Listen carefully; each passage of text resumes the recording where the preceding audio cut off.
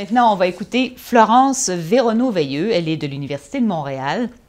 Sa thèse s'intitule « Modélisation mathématique du système dopaminergique des ganglions de la base dans le cadre de la maladie de Parkinson et de sa médication ».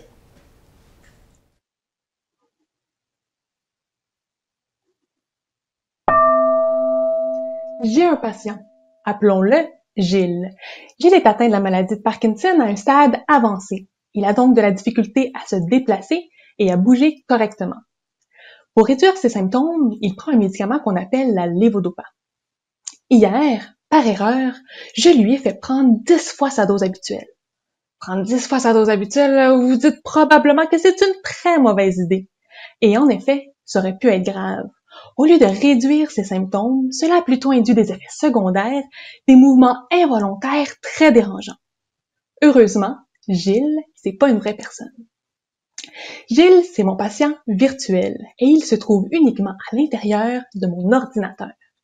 Gilles, c'est en fait une suite d'équations mathématiques que l'on appelle un modèle. Chacune de ces équations représente un mécanisme important de la maladie ou du médicament. J'ai par exemple une équation qui représente l'absorption du médicament, plusieurs équations qui représentent l'activité des neurones dans la région du cerveau qui est touchée par la maladie, et une équation qui représente le symptôme, ici mesurée par la vitesse à laquelle le patient bouge son doigt. Utiliser les mathématiques pour étudier la maladie de Parkinson peut paraître étonnant, mais grâce à elles, je peux optimiser la médication des patients parkinsoniens, et ce, de façon personnalisée. En effet, avec la progression de la maladie, il devient de plus en plus difficile de déterminer quelle dose donner à quel moment pour que le médicament soit non seulement efficace, mais qu'en plus, il n'induise pas d'effets secondaires. Mais comment ça fonctionne? Imaginez donc qu'un vrai patient se présente devant moi. Je propose de me transformer en couturière et de faire pour lui du sur-mesure.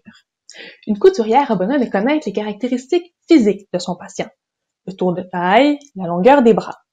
Moi, j'ai besoin de connaître la vitesse à laquelle le patient bouge son doigt, qui sera réutilisée dans le modèle.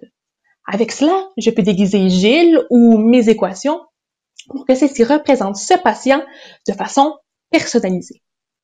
À partir de ces caractéristiques, une couturière peut fabriquer un chandail qui est parfaitement adapté au corps de son client. Moi, je peux déterminer quel régime sera parfaitement adapté à ce patient en particulier, c'est-à-dire quelle dose donner à quel moment. Pour ce faire, Gilles, qui imite mon patient, subit régime après régime jusqu'à trouver celui qui est le meilleur.